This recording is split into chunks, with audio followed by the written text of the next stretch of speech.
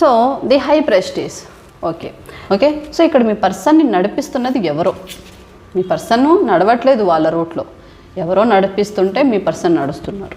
Okay. So ఇక్కడ strong ఒక female lady అయితే కనిపిస్తుంది.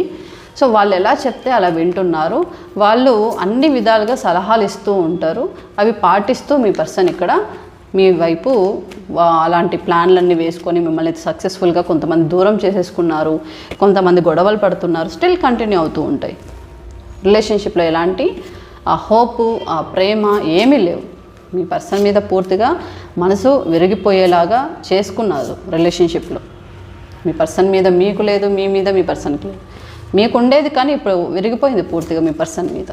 మీ పర్సన్ అసలు రూపం ఏంటి అనేది తెలుసుకున్న తర్వాత మీ పర్సన్ మీద ఇప్పుడు ఒక మనిషిలాగా కూడా మీరు ట్రీట్ చేయట్లేదు మీ పర్సన్ని మీరు. ఓకే. సో అలా ఉంది సిచ్యువేషన్.